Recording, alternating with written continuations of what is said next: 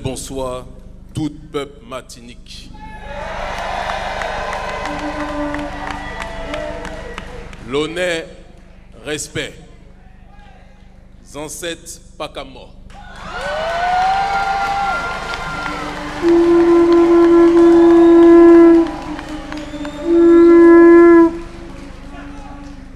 Et parce que nous sommes généreux et que nous saluons tout le monde, salutations aussi aux RG qui me suivent partout dans le monde.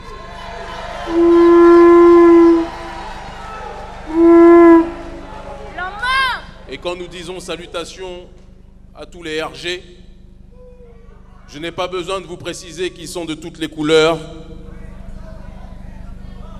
Et quelque part, nous devons les remercier parce qu'ils sont in fine mes meilleurs agents de sécurité.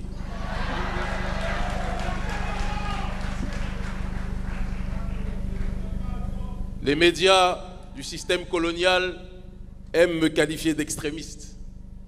Et le hasard de l'histoire fait que c'est à l'extrémité de l'horaire de ce soir que je peux parler.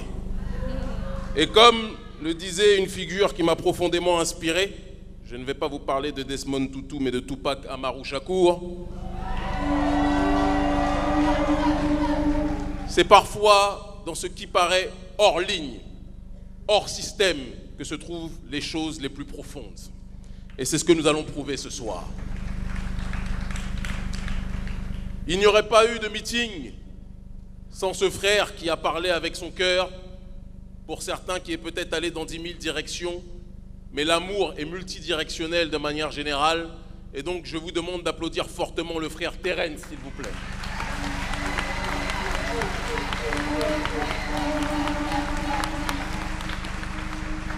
Ce dernier m'avait demandé de venir et de faire ce meeting seul comme je le fais aux quatre coins du monde. Et je lui ai dit que nous sommes à un stade où faire des meetings seuls n'a plus trop d'intérêt en ce qui me concerne. Et je pense qu'il faut se servir des tribunes pour donner la parole au plus de monde possible. Et donc, j'ai contacté toutes les personnes qui sont proches de mon entourage, qui sont proches de mon cœur, les frères et sœurs de Trop Violence, que je vous demande d'applaudir fortement, s'il vous plaît.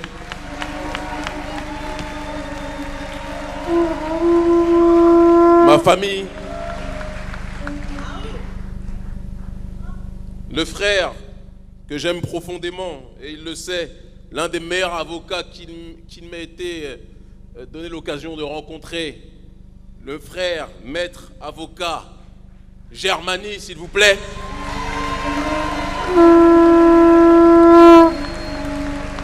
Qui a fait le processus de reprendre son identité africaine, et donc je l'appelle avec son nom honorable, Damileko Germany. Je vous demande de l'applaudir, s'il vous plaît.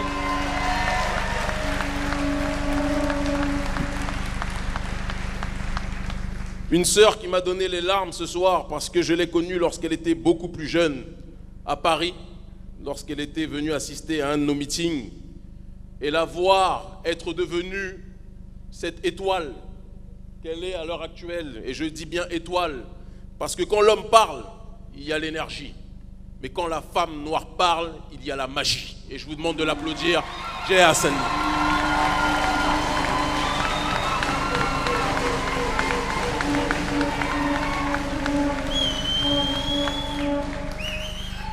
Et je tiens à m'arrêter sur son cas, parce que son intervention est le symbole de ce qui va se passer dans le futur.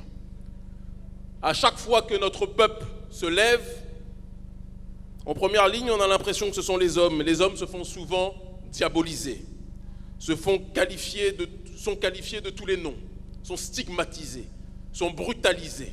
Parce que le système colonial a tout fait pour que l'homme noir, clair ou foncé, soit émasculé.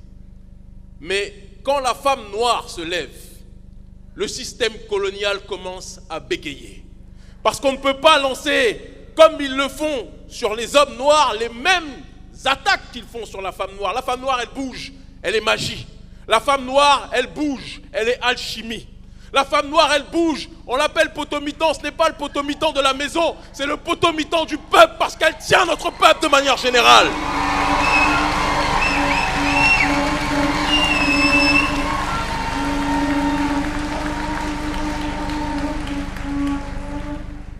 Une fois ceci exprimé, je vais vous demander, s'il vous plaît, d'avoir une pensée profonde pour l'une des plus grandes résistantes. Et j'ai même envie de dire l'un des plus grands résistants, parce qu'on arrive à un stade où le genre n'a même plus d'importance. Je ne vois pas une femme ou un homme, je vois un combattant, une entité qui combat. Cette entité, c'est Anicia Berton, et je vous demande de l'applaudir, s'il vous plaît.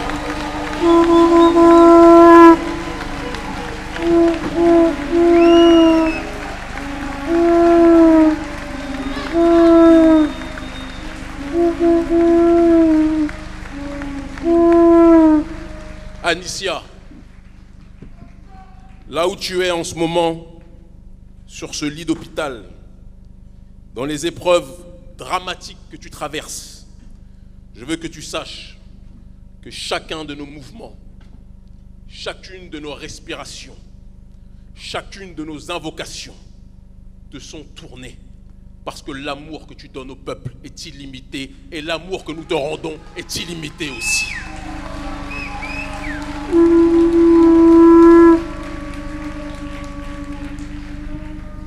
Tu es une combattante sur le terrain, sur le lit d'hôpital. Et quel que soit le destin que le Tout-Puissant, que le Seigneur des mondes a décidé de t'accorder, sache-le, tout le temps, à chaque instant, nous continuerons aux quatre coins du monde l'œuvre qui est la tienne, parce que ce n'est pas une œuvre de Marc Tinick, c'est l'œuvre du peuple originel qui a décidé de ne plus être un paillasson et de se lever contre le système colonial.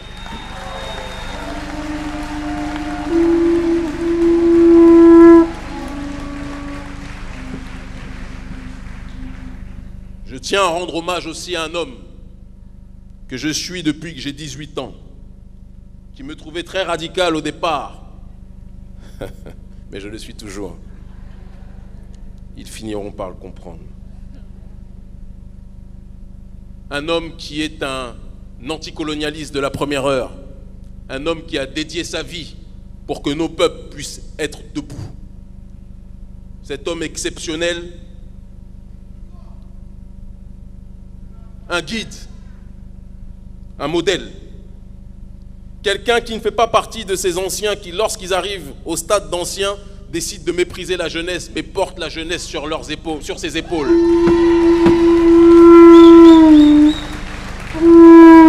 Un ancien qui, à l'époque où l'Afrique n'était pas à la mode, parce que le système colonial avait tout fait pour présenter l'Afrique comme une terre de traîtres, comme une terre de vendus, comme une terre sauvage, eh bien lui prônait l'amour de l'Afrique.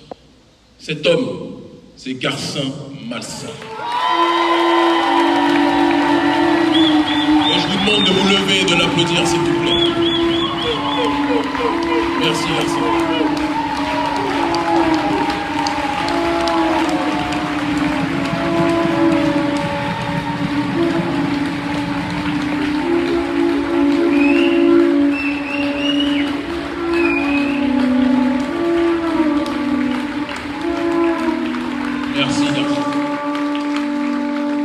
Merci d'être ce que tu es. Et merci de porter la jeunesse. Mais rentrons dans le vif du sujet. Mon allocution ce soir s'intitule « Les pires ennemis de notre peuple ». Quand j'évoque ce titre, je vois certains qui sont déjà en train de faire une crise cardiaque, qui se disent qu'Emi va encore attaquer les Blancs, comme le répète BFM, comme le répète RFI, comme le répète France 24. Généralement, ceux qui répètent ça, quand vous leur demandez des éléments, ils sont en train de bégayer parce qu'ils ne font que répéter. Ce n'est pas le téléphone arabe, c'est le téléphone nègre, quelque part. On aime répéter ce que le système colonial a répété. Mais ce soir, les pires ennemis dont je vais parler ne sont pas ceux auxquels vous vous attendez. Et je vous demande à chacun, s'il vous plaît, de vous accrocher. Je vais parler d'un ennemi qui est présent parmi notre peuple depuis très longtemps. Dire qu'il a été présent dès lors que le système ou l'esclavagiste occidental ou le colon occidental est venu serait un mensonge, serait une malhonnêteté. C'est toujours facile de dire que le problème c'est l'autre. Cet ennemi, il se prénomme la calomnie. Un beau prénom, n'est-ce pas? Un prénom qui fait que lorsque certaines personnes avancent dans la communauté, que ce soit dans l'entrepreneuriat, que ce soit dans la politique, que ce soit dans le sport, dans le domaine public de manière générale, dans l'économie, dans le droit, les premiers qui vont les attaquer, contrairement à ce que l'on croit, ce n'est pas toujours le système colonial, ce sont leurs propres frères et sœurs. Et il faut qu'on soit capable de le dire ce soir. Je tiens à préciser, pour être très clair, je vais aux quatre coins du monde, j'entends que nous sommes controversés, mais ceux qui nous accusent d'être controversés réunissent systématiquement moins que nous partout où nous allons. Et donc je ne suis pas venu chercher des applaudissements ce soir. Je ne suis pas venu non plus caresser les gens dans le sens du poil. Parce que quand on dit une chose, quand on aime quelqu'un, il faut lui dire la vérité. Que cette vérité soit plaisante ou désagréable. La calomnie, c'est ce qui fait par exemple que lorsqu'un frère qui il y a 3 semaines était en prison, parce qu'il dénonce le système de la France-Afrique et qu'il est soutenu par une grande partie de la jeunesse africaine. Et il y a 2 semaines, ce frère était interdit de rentrer au Mali, là où l'attendaient des milliers de sympathisants, parce que le gouvernement malien, sur ordre du président français, a décidé de l'interdire en disant qu'il est trop dangereux pour les intérêts de la France. Eh bien, cet ennemi nommé calomnie fait que quand ce frère décide d'aller en Martinique, certains vont inventer des malhonnêtes, des hypocrites, des lâches, que Kémy Séba a tenu des propos contre les, entre guillemets, antillais. Et quand on leur demande de prouver une seule fois, que j'aurais tenu des propos contre les Antillais, ces derniers vous parlent chinois. Chinois parce que ces derniers... Et encore, j'insulte la Chine en disant ça, pardon, ils ont assez de problèmes avec le virus. Mais ces gens-là bégayent, parce qu'ils savent qu'ils mentent. Mais ce qui leur pose problème, c'est de voir quelqu'un capable de réunir aux 4 coins du monde une jeunesse africaine, afro-diasporique, et pas seulement. Des gens de toute couleur, de toute obédience et de toute religion, qui en ont marre du néocolonialisme, qui peut être appelé aussi autrement le néolibéralisme globalisé. Et il faut qu'on le dise.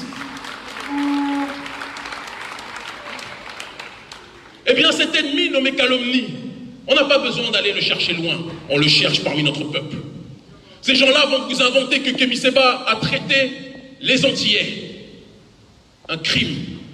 Quand on sait que mon numéro 2 depuis 20 ans, ou mon numéro 3 puisqu'il y a Eric, se nomme Olivier Servat, non pas le député, ne faisons pas de digression, mais son homonyme, connu dans les rues parisiennes sous le nom de Rahim, R-A accent circonflexe, en l'honneur de l'autorité suprême en Akémet antique, et Im qui signifie lui. Rahim, Olivier Servat, Guadeloupéen. Jocelyn Houdin, Guadeloupéen, militant avec nous de la première heure. Dois-je tous les citer? Dois-je citer que Stelio Kapochichi, lorsqu'il avait 16 ans, 17 ans, et qu'il commençait à traîner dehors, les premiers noirs avec lesquels il a arpenté le bitume, ses premiers amours, c'était des sœurs. Quand je dis amour, bien évidemment des sœurs, mais ça aurait pu être des frères. Des sœurs de la Caraïbe. Mais non, ces gens-là n'ont pas de pudeur. Ils veulent mentir parce que ça les dérange de voir le lien, l'attraction que suscite mon discours à différents endroits dans le monde. Eh bien, je dis à ces derniers, attaquez-moi sur les idées, mais cessez de mentir en déformant mon propos, parce que vous ne sortirez pas gagnant de ce combat.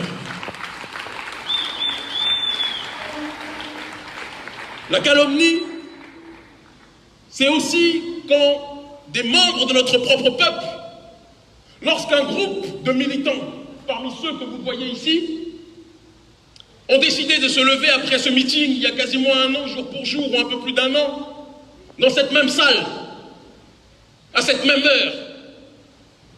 Nous avons dit quels sont ceux qui sont prêts à nous rejoindre pour mener une action symbolique, contre le système néolibéral ici en place qui porte le nom de Béké, mais j'ai envie de vous dire que même le terme Béké est un détail, parce que c'est une branche d'un système suprémaciste beaucoup plus grand, qui est le néolibéralisme globalisé, nous devons le préciser, et qui va au-delà d'une problématique de couleur, nous devons aussi le préciser, et ceux qui me lisent depuis des années connaissent ce que je dis dans mes ouvrages. Lorsque ces gens se sont levés, que nous sommes partis mener l'action contre le sucre de manière symbolique, en dénonçant justement les raisons pour lesquelles une partie de notre peuple a été déportée, puis esclavagisée, les premiers qui nous ont attaqués n'étaient pas, contrairement à ce qu'on croit, les Békés. C'est faux. Il faut qu'on se dise la vérité. On est là en train de stigmatiser les autres.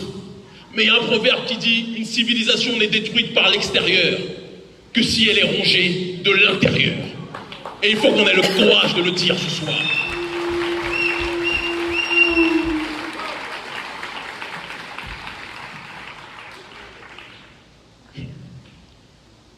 C'était la première fois de ma vie. J'ai aujourd'hui 38 ans. Et l'ancêtre qui me porte ou qui m'habite a peut-être 38 000 ans, je n'en sais rien. Mais c'était la première fois de mon existence que dans un pays africain comme le dit, mais pas que, comme le dit le maître Germani, je subissais en masse, non pas les attaques du système colonial, mais les attaques d'une partie de mon peuple. Je dis bien une partie, parce qu'il y a toute une autre partie qui nous soutient. Et, je ne vais pas vous mentir, j'ai souri, parce que les ancêtres m'ont constitué comme étant imperméable aux attaques lâches et viles. Mais de l'autre côté, j'ai pensé à ceux qui restaient ici, à ceux qui ont décidé, suite à cette action, de dédier leur vie pour déconstruire ce système néolibéral et redonner le droit au prolétariat martiniquais de pouvoir accéder à la justice sociale. C'est à eux que j'ai pensé. Et je me suis dit que la prochaine fois que je viens, l'action symbolique ne sera pas uniquement contre le système Béké, mais sera d'abord contre les ennemis à l'intérieur de nous-mêmes. Ces ennemis, je viens de les citer en premier lieu, les calomniateurs, les menteurs, les accusateurs de manière générale, qui au lieu de prôner la solidarité, ont décidé systématiquement de prôner la division. Lorsque j'étais en interview il y a quelques semaines, je crois que c'était au Burkina Faso, je disais que lorsque je me bats contre le système colonial, je me bats avec une main. Et il me disait pourquoi une main? Et je disais parce que ma deuxième main est occupée à tenir loin de moi mes frères et sœurs qui veulent me mettre des couteaux dans le dos. Vous comprenez cette image? Je pense que tout le monde ici comprend cette image. C'est une image que nous connaissons depuis plus de 5 siècles. Il faut le dire, et nous allons le répéter jusqu'à ce que vous soyez sourds s'il le faut. On ne peut pas demander à ce que l'ennemi puisse nous respecter si nous-mêmes, en notre propre sein, nous sommes en train de nous poignarder. Est-ce vrai ou est-ce faux ce que je dis?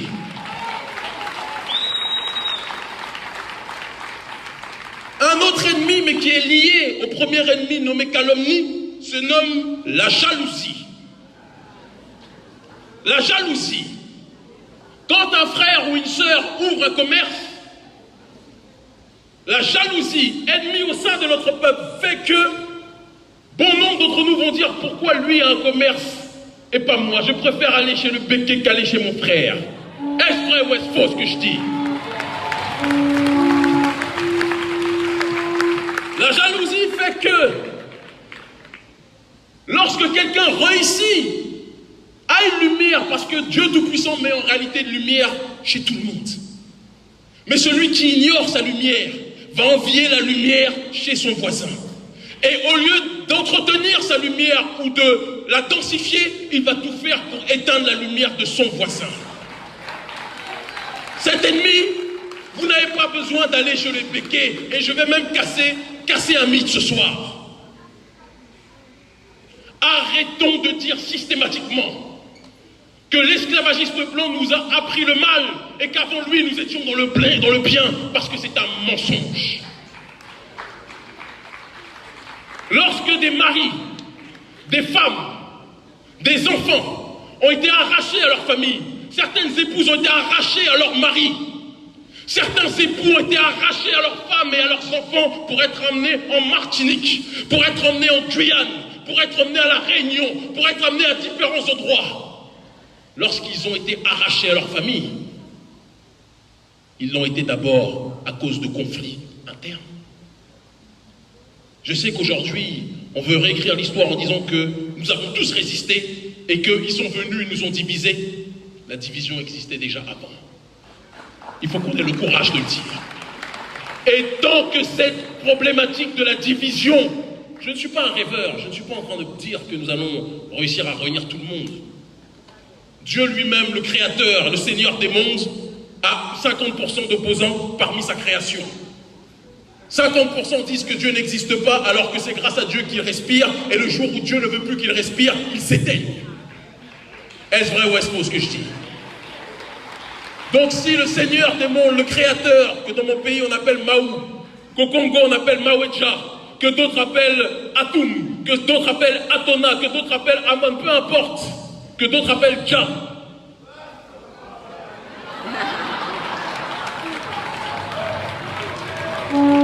Si le Créateur lui-même ne fait pas l'unanimité, nous n'avons pas besoin d'attendre, comme le disait mon maître spirituel Tupac Amaru Shakur. Excusez-moi de ne pas donner un modèle religieux ou un modèle tel que le système l'emploie, mais chacun ses références. Et comme il le disait, n'attendez pas de faire l'unanimité pour contribuer au réveil de votre peuple. C'est la démarche dans laquelle nous sommes.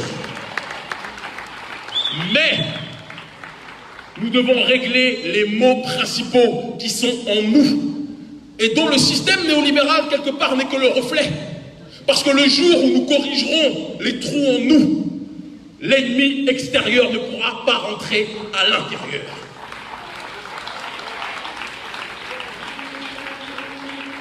La jalousie, c'est quand aussi ma sœur Jay décide d'agir. Je vois des commentaires de certains et certaines qui vont nous dire, mais elle là, on la voit poser en maillot de bain, on la voit faire la tête. Alors ce qui est marrant, c'est qu'ils voudraient que dans des pays où il fait 30 degrés à la plage, on soit en doudoune avec une écharpe, peut-être, je ne sais pas. C'est un projet. On décide au moment où l'affiche du meeting sort de ressortir d'elle des photos en maillot de bain, comme si cela invalidait son combat. Et la plupart de ceux et celles qui ont sorti ces photos en maillot de bain sont peut-être ceux qui se sentent très mal à l'aise en maillot de bain.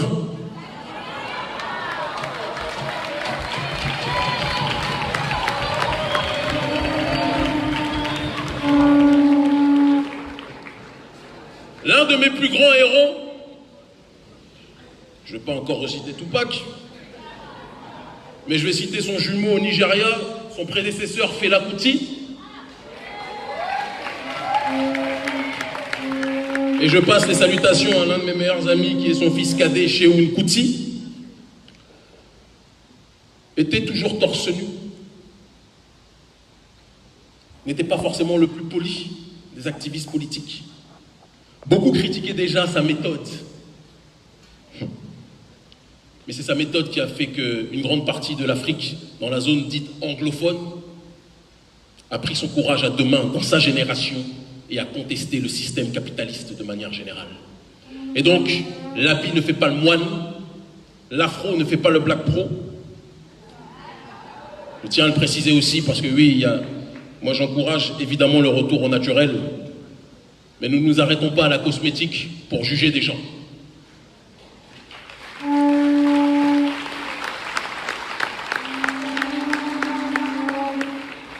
Ce que je veux dire par là, c'est que tant qu'on continuera à se juger entre nous, le système qu'on appelle Béké ici, que nous appelons France-Afrique, en Afrique francophone,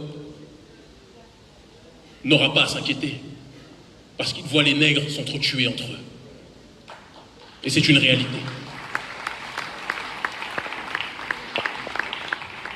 J'ai découvert ces derniers temps des gens, mais en réalité je le savais depuis très longtemps, qui sont prêts à tout pour tuer l'étoile de celles et ceux qui ont décidé de prendre leurs responsabilités. Ils sont prêts à la tuer parce qu'eux n'ont pas cette étoile ou ne sont pas conscients de cette étoile qu'ils ont en eux plutôt. Je leur dis, plutôt que de haïr votre semblable, commencez à vous soigner.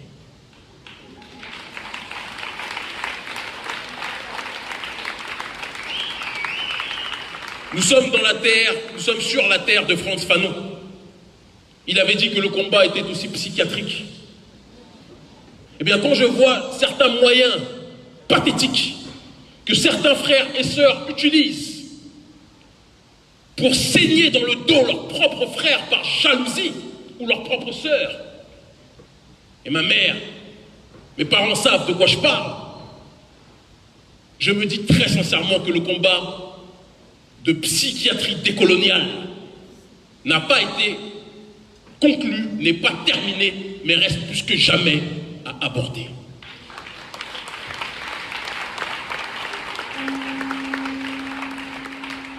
Je pourrais aussi parler, mais j'ai envie de dire, ça sous-tend les deux ennemis que je viens de citer. Quand on parle du manque d'amour, c'est parce qu'il y a le manque d'amour de soi et le manque d'amour de son semblable que l'on en arrive à convoquer des ennemis tels que la jalousie, tels que la calomnie, tels que la trahison. Ça fait beaucoup d'ennemis. Alors pourquoi on veut chercher l'ennemi loin alors que l'ennemi est parmi nous? L'appât du gain, un grand ennemi aussi. Un grand ennemi qui fait que quelqu'un est capable de vendre son frère pour de l'argent.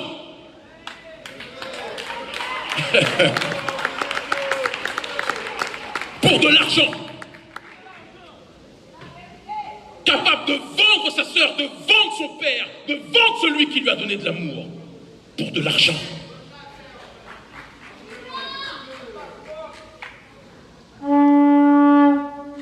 Je suis né en France, j'ai décidé de rentrer en Afrique il y a 10 ans.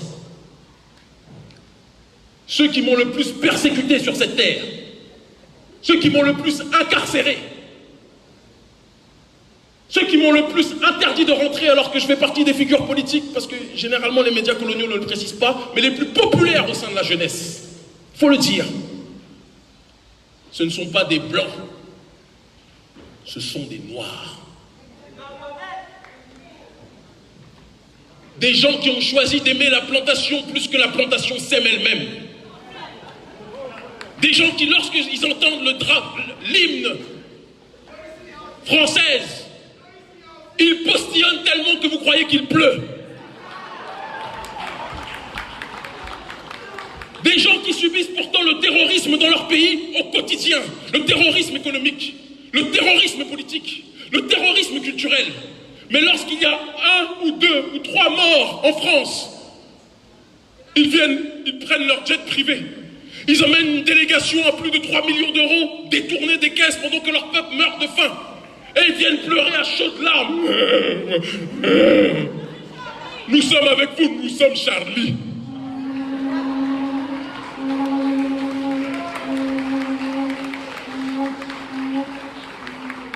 Tu es Charlie, mais tu n'es pas Frantz Fanon. Tu es Charlie, mais tu n'es pas Thomas Sankara. Tu es Charlie, mais tu n'es pas Winnie Mandela.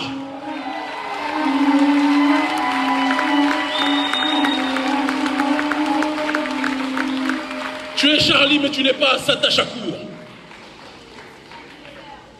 Et parce que vous avez abandonné votre mission, Notre génération a décidé de prendre ses responsabilités et d'accomplir ce que vous auriez dû accomplir, ce qu'une minorité comme Garcin et ses contemporains ont accompli. Ils étaient une minorité à nous transmettre le relais. Et nous allons faire à votre place ce que vous auriez dû faire. C'est pour ça que l'adage de notre ONG, c'est ce que les élites ne font pas pour le peuple le fera lui-même.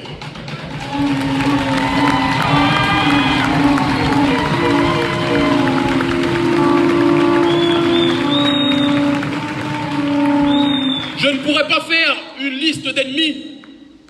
Ce n'était pas ceux auxquels vous vous attendez, de toute évidence. Vous attendiez. Mais je ne peux pas faire une liste d'ennemis sans parler quand même d'un ennemi qui, cette fois-ci, va au-delà de nous autres. Mais il fallait aborder ce sujet en préambule.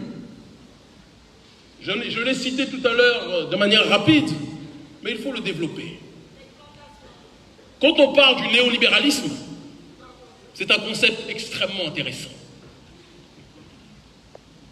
Le néolibéralisme, généralement, les trois quarts du monde sont d'accord pour dire qu'aujourd'hui, ça devient un problème sur le terrain économique.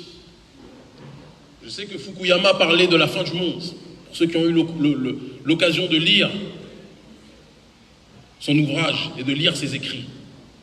Quand il parlait de cette fin, il parlait de la fin, quelque part, du communisme. Et aujourd'hui, nous nous approchons de la fin, quoi qu'on en dise, du néolibéralisme économique, parce que les peuples, un peu partout dans le monde, se réveillent. Notre peuple frère, le prolétariat français, les gilets jaunes, se réveillent. Le prolétariat africain, par le biais du combat que nous menons, le mouvement panafricain se réveille. Et quand je parle de mouvement panafricain, je vous englobe aussi. Parce que le panafricanisme n'est pas né en Afrique, mais il est né parmi vous dans la diaspora. Et il faut le rappeler.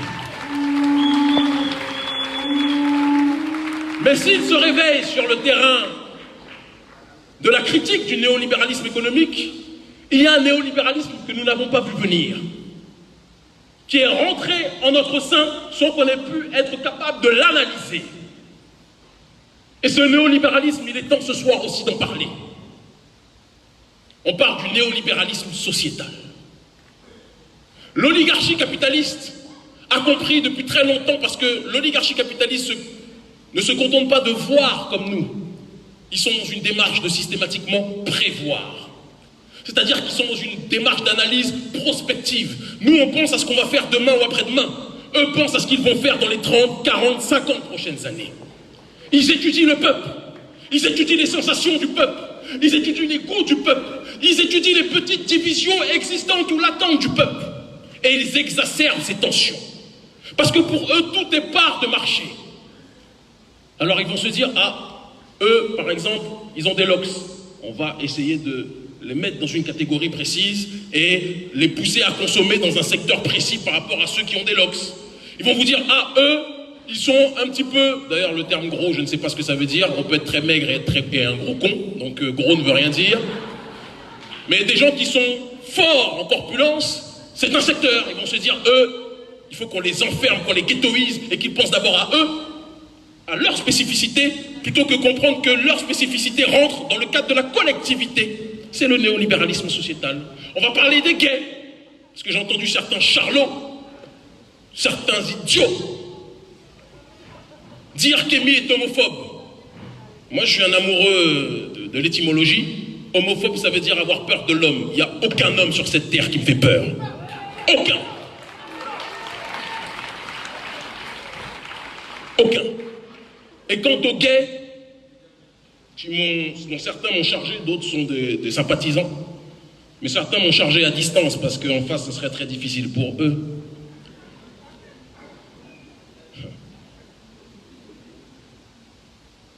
Ils m'ont attaqué en me disant que j'étais hostile à ces derniers. Pourquoi? Parce que j'ai dit que ce que vous faites dans votre maison ne me regarde pas. Moi, dans ma maison, je fais ce que je veux et ça ne vous regarde pas. Mais quand je viens sur cette tribune, bon, je l'ai dit, j'aime la femme noire, vous le savez. Mais à la limite, je n'étais pas obligé de vous le dire. Parce que ce n'est pas ce qui compte. Ce qui compte, ce n'est pas mes goûts. Ce qui compte, ce n'est pas mes passions. Ce qui compte, ce n'est pas mes pulsions. Mais qu'est-ce que nous pouvons apporter pour que le peuple puisse se lever, quelle que soit son orientation? Est-ce que vous comprenez ce que je veux dire? James Baldwin était l'un des plus grands militants de la cause noire au XXe siècle. Est-ce vrai ou est-ce faux? James Baldwin était homosexuel, en quoi c'était un problème? Ce qui compte, ce n'est pas ce qu'il faisait à la maison, mais ce qu'il faisait pour le peuple noir dans sa globalité. Et donc il est temps de comprendre comment le néolibéralisme est en train de fonctionner sur le terrain sociétal, en essayant d'organiser les différentes factions et de monter les différentes factions les unes contre les autres. Ils essayent de sectoriser le peuple et de produire justement des besoins de consommation spécifiques. Alors la communauté gay va se dire qu'elle va acheter beaucoup de t-shirts avec le drapeau arc-en-ciel. La communauté de ceux qui aiment les femmes fortes vont être dans une démarche d'acheter aussi quelque chose qui va dans ce secteur, etc., etc. Mais dans tout ça, il y a un mot qui revient tout le temps. C'est le mot acheter. Et parce que dans cette notion d'acheter, il y a l'accumulation du gain. Il y a le profit. Et il y a une oligarchie qui se moque en réalité de nos goûts. Ce qui l'intéresse, c'est à partir de nos goûts qu'elle exacerbe, elle puisse diviser le peuple et pousser chacun à consommer plus que jamais. Est-ce que vous suivez ce que je suis en train de dire? Parce que c'est très important. Et c'est aussi l'une des raisons pour lesquelles nous sommes aujourd'hui à genoux. Parce que tout a été fait. Ils ont compris que nous sommes un peuple. Moi, je détestais quand j'étais jeune, je haïssais cette phrase de Senghor qui disait « La raison est hellène, l'émotion est nègre ». Je la haïssais. Je la déteste encore aujourd'hui. La raison n'est pas hellène. Après, peut-être qu'il y a des hellènes parmi notre peuple brillantes, ça c'est autre chose. Mais l'émotion, par contre, l'émotion est malheureusement plus nègre que les autres. Nous sommes capables avec notre cœur d'être manipulés rapidement par des gens qui nous voient venir depuis longtemps et on les voit venir trop tardivement. Ils nous ont programmés. On vous parle de programme scolaire. Ça aussi, c'est du néolibéralisme. On vous programme comme un ordinateur, on met une disquette, un programme pour que l'ordinateur marche d'une certaine façon. Et puis on nous a programmés dans les Caraïbes, à la Réunion, en Afrique, au Brésil, aux quatre coins du monde où notre peuple se trouve, pour aimer tout le monde à l'exception de nous-mêmes. Et il faut qu'on fasse un travail dessus.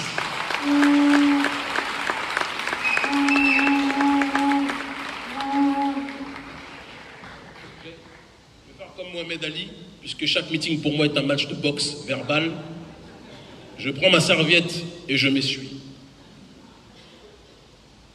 Tant que nous n'aurons pas compris comment ce système fonctionne sur le terrain économique, nous serons limités dans nos actions et dans nos mouvements et ils auront toujours 10 ans d'avance. Il faut qu'on soit clair dessus. Et c'est pour ça que face à cela, quand j'entends des gens qui devisent pendant des heures et des heures sur la méthode de tous les activistes ici, parce que ce n'est pas un hasard si ce sont ces derniers qui sont réunis, tous ont un point commun, tous. Quand je vois mon frère et ma sœur, mes frères et mes sœurs de Guyane, les 500 frères trop violence,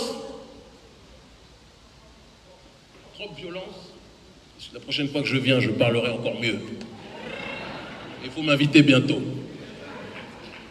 Ils sont diabolisés, on critique leurs méthodes. Mais dans le même temps, on les nomme personnalités politiques de l'année. Donc il faut savoir en termes de schizophrénie qui doit se faire soigner.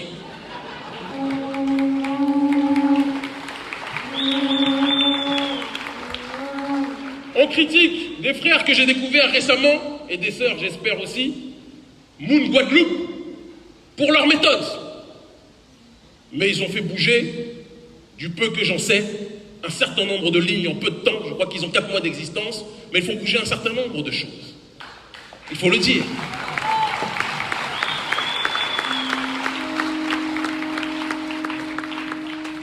On critique mes méthodes. Et dans le même temps, l'une des plus importantes chaînes d'Afrique, du continent africain, Africa News, me donne personnalité politique africaine de l'année 2017.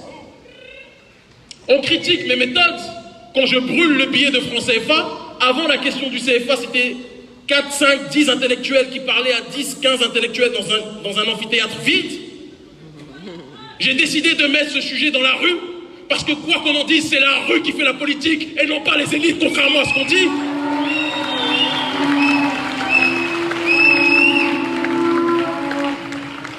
Et quand, avec mon équipe, avec la sœur Ndeye Nogaï Babelso, que je vous demande d'applaudir fortement, s'il vous plaît, avec le frère Eric Djemti, que je vous demande d'applaudir fortement, s'il vous plaît, et toutes celles et ceux que je ne peux pas citer, quand nous organisons des mobilisations à la sueur de notre front, au péril de nos vies, à tous les endroits du continent africain, en Afrique francophone et parfois au-delà, et aussi dans la diaspora, que nous allons en prison, que nous sommes séparés de nos familles, de nos enfants. Certains disent que nous n'avons pas la bonne méthode, mais c'est grâce à nous aujourd'hui que la question du franc CFA se trouve sur la scène internationale. Nous devons être capables de le dire.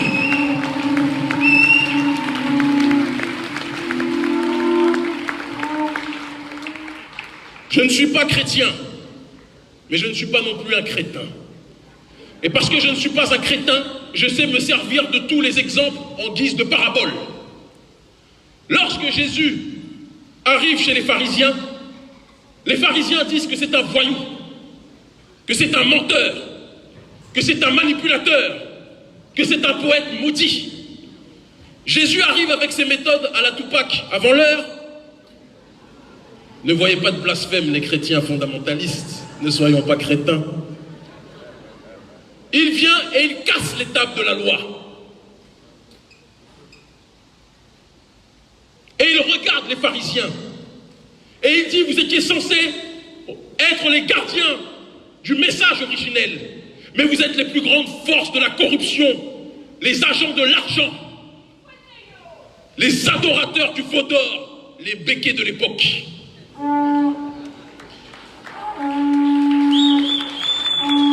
Jésus a été crucifié, certes, sous Jules César, c'est vrai, mais il a été d'abord vendu par ses propres frères. Est-ce vrai ou est-ce faux ce que je dis? Et Jésus, j'ai plus envie de retenir le terme Christ, était considéré comme non conventionnel, sa méthode était jugée mauvaise. Il a été crucifié, à l'époque l'homme le plus puissant du monde, c'était Jules César, dans leur monde en tout cas. Mais aujourd'hui, on dit qu'on est en 2020. 2020 après quoi? La naissance de Jules César ou la naissance du Christ? Pourtant le Christ n'était qu'un simple ouvrier, un simple charpentier. Je pars de l'hypothèse qu'il a existé parce que je respecte toutes les croyances. Et l'intelligence nous pousse à utiliser tous les exemples. Jules César était millionnaire, milliardaire, mais aujourd'hui on parle du Christ. D'ailleurs, Jésus n'était pas le premier à avoir ce titre. Allez voir du côté d'Osiris, de Wazir, etc. Et vous comprendrez, de Hérou. Et vous comprendrez. Et vous comprendrez.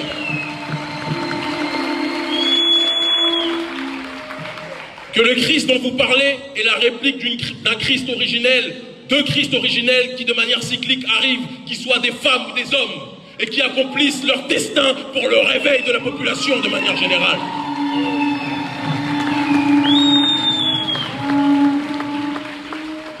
Il y a des personnes d'un certain âge ici, et mon but n'est pas de les épuiser, il est déjà tard, j'ai l'heure du Bénin, donc je ne sais même pas quelle heure il est ici. Mais il est important d'aborder encore quelques points, si vous le permettez.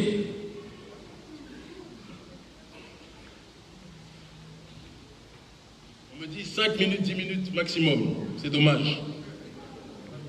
Mais on va essayer d'accélérer. Mais c'est vrai que comme je ne respecte pas les règles, il est possible que je fasse 20-30 minutes. C'est mon côté thug life.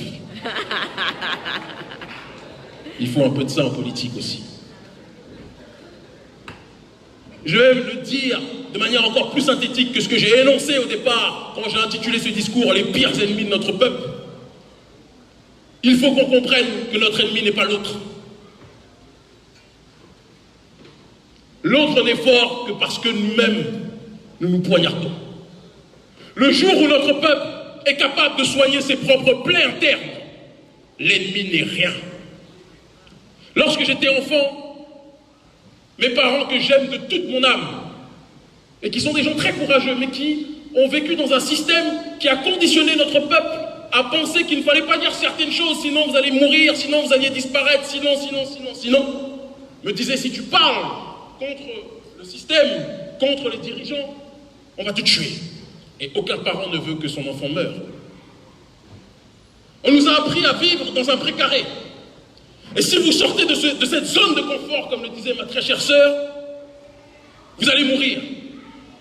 Mais moi, mon problème, c'est que depuis tout petit, quand on me disait ça brûle, je voulais toucher. Et lorsqu'est arrivée l'heure de prendre ces décisions et de rentrer dans l'activisme politique à 17 ans, on m'a dit, ne fais pas ceci, tu risques de mourir. Et j'ai dit, la mort ne peut pas être pire que ce que notre peuple vit aux quatre coins du monde.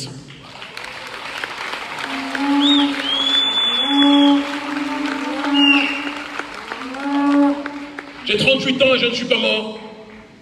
On nous a mis en prison, nous autres militants, nous ne sommes pas morts. Nous sommes interdits de rentrer dans certains pays, bien que nous soyons plus populaires que les présidents de ces mêmes pays.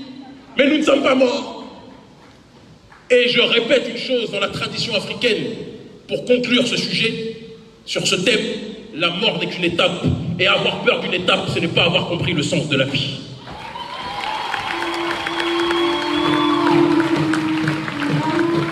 Je conclue en disant que quand on parle néolibéralisme, ces ramifications donnent la problématique de la chlordécone ici, donnent la problématique de la vie chère à d'autres endroits, ici aussi bien évidemment. Et il est important de souligner, de préciser que quand on parle de vie chère, on rappelle que environ, ne serait-ce qu'en Martinique, 600 € est présenté comme étant le seuil de pauvreté, alors qu'en France, on parle de environ, je dis bien environ, si c'est faux, j'accuse le maître Germani, qui m'a donné ces chiffres, et il sait que je le dis avec amour, aux alentours de 1015 € en France. Alors c'est intéressant. On parle de 40% de vie chère pour les fonctionnaires. Tout le monde sait que la vie est chère ici, mais le seuil de pauvreté est plus bas ici que dans la France. Et il y a certains qui vont vous dire, mais nous sommes français.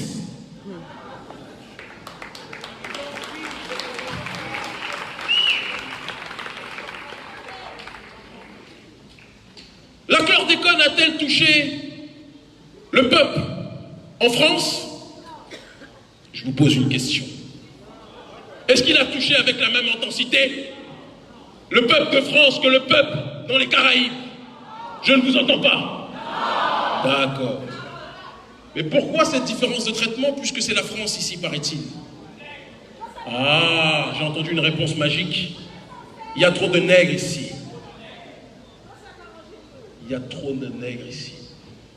Et vous savez, j'étais dans l'avion, Eric va dire que je ressors la même phrase tout le temps, mais à chaque fois que je voyage ici, c'est la même chose.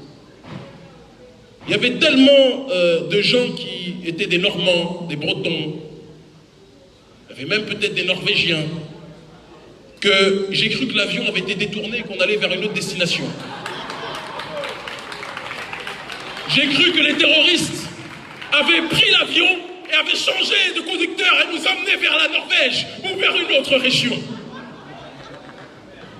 Et lorsque je suis arrivé, j'ai dit, mais il fait trop chaud pour être en Norvège. Mais pourquoi toutes ces personnes viennent? Et dans le même temps, on pousse la jeunesse à quitter ici en lui faisant croire qu'elle n'a pas d'avenir.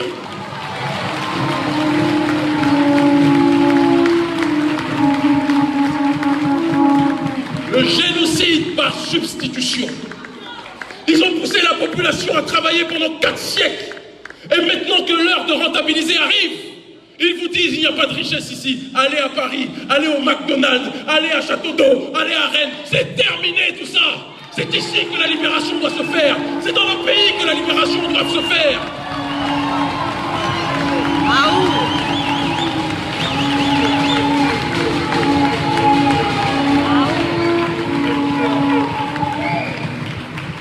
Je suis né en France. On m'a dit, qu'est-ce que tu vas aller foutre en Afrique? Il n'y a pas d'eau potable, il y a des coupures d'électricité tout le temps. Il y a des maladies, il y a des moustiques. Les gens, ils ont peur des moustiques, mais pourtant ils se mettent de l'huile sur le corps, ils font du musculation tout le temps. Bon. Ils mettent des masques quand ils y vont.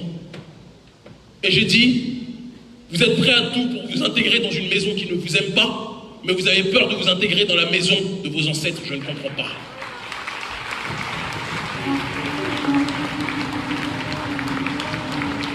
Et donc j'ai décidé de rentrer. Quand je suis rentré, certains ont dit, mais tu es fou, tu quittes un niveau de vie en France où tu as tout ce que tu veux, et tu viens en Afrique où le salaire moyen est de 100 €. Et j'ai dit, la richesse n'est pas une question de billets. Et cette question de billets, tôt ou tard, finira par disparaître, parce qu'avant que l'élite apatride financière arrive, c'était pas le billet qui régnait sur le monde. Nous avions nos façons de fonctionner. Il y avait le troc, il y avait l'échange, il y avait les façons traditionnelles de faire. Et c'est pour ça que nous avons brûlé le billet de franc CFA. Ce n'est pas que en contestation du franc CFA, c'est en contestation de ce système financier prédateur apatride qui veut nous agenouiller, qu'on soit blanc comme les gilets jaunes, que l'on soit noir comme nous tous ici, ou une grande partie des nôtres, que l'on soit chinois, que l'on soit arabe, peu importe, libanais, syro-libanais comme mon frère. Nous ne sommes plus dans une question de couleur, nous sommes dans une question de douleur. Et tant que notre douleur ne partira pas, nous serons prêts à risquer nos vies pour que la situation change. Ah ouh! Ah ouh!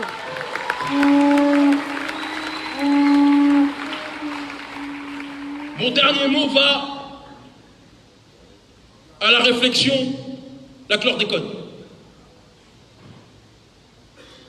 Nous sommes tous conscients du problème. Tout comme nous sommes tous conscients, je pense ici, bon nombre d'entre vous, du franc CFA. Nous sommes tous conscients d'un certain nombre de choses.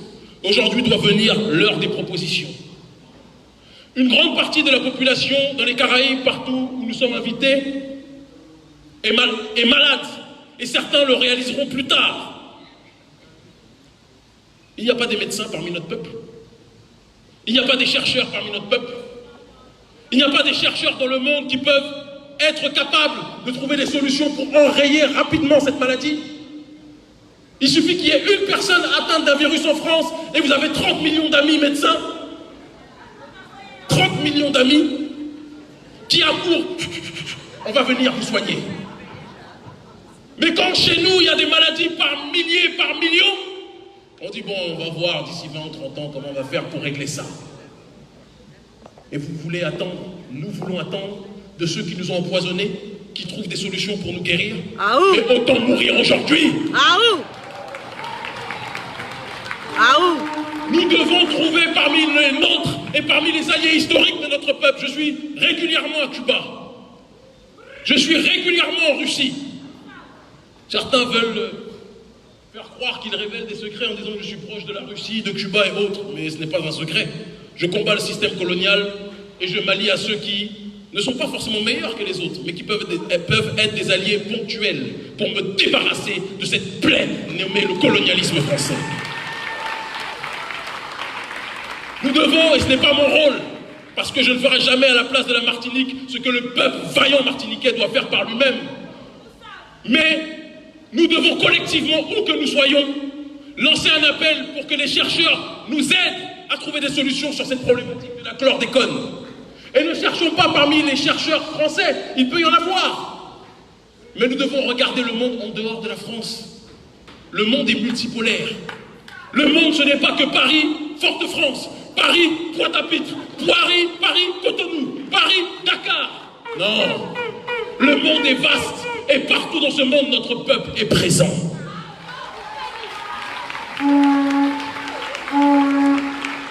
Nous devons nous focaliser sur nous-mêmes tout en continuant les actions extraordinaires du collectif de jeunes que vous avez vu tout à l'heure, qui ont décidé de boycotter parce que le boycott doit commencer quelque part. On doit être capable d'exprimer dans une prison le sentiment de révolte. Et c'est ce qu'ils font de manière passionnée, de manière radicale, de manière ferme.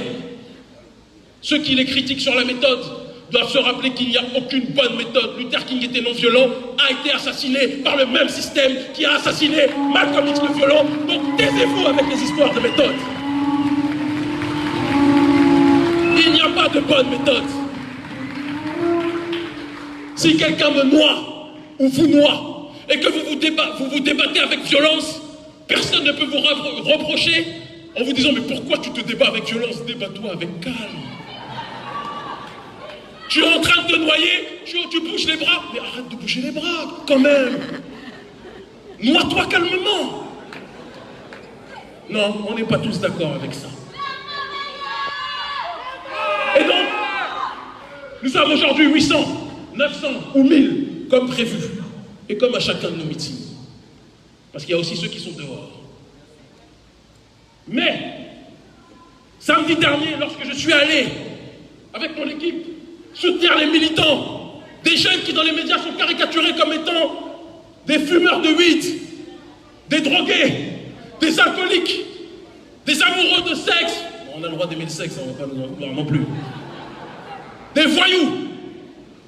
Ceux qui sont caricaturés de cette façon étaient présents à 6h du matin. À 6h du matin. Pendant que d'autres ronflaient. Ils étaient 40. Nous sommes ce soir environ 1000. Et nous avons tous vibré. Alors la question que je vous pose, lors de la prochaine mobilisation, pendant combien de temps va-t-on laisser ces jeunes et moins jeunes être 40, être 50, alors que nous sommes nombreux à avoir compris le problème? Ah ouh! C'est l'unité parmi les nôtres qui permettra de nous faire respecter par le reste de l'humanité. Ne demandons pas le respect de l'autre si nous ne sommes pas capables de nous respecter nous autres. Ne parlons pas de la négrophobie des autres quand nous sommes négrophobes entre nous. Il faut le dire. Nous devons nous focaliser, c'est ma dernière phrase, sur la production. Parce que si chlordécone il y a et que nous avons été atteints, si empoisonnement il y a eu, c'est que nous avons pris leur production plutôt que valoriser notre production.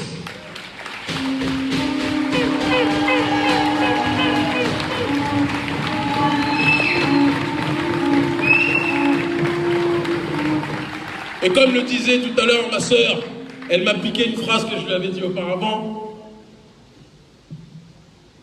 Ceux qui vont vous dire qu'Emmy, on n'a pas besoin d'un béninois pour nous dire ça, je leur dirais que chacun fasse preuve d'humilité.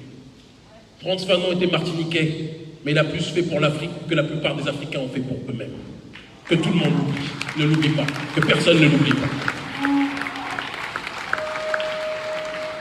Je termine mon propos en disant que cette réunion est historique. Historique parce que tout a été fait pour nous diviser. Tout a été fait pour qu'on puisse se haïr. Tout a été fait pour qu'on puisse se toiser.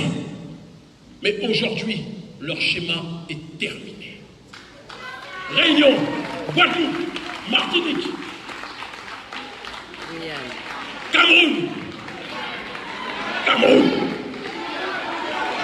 Guyane, les meilleurs pour la fin. Tout le monde est là. Et il manque encore d'autres.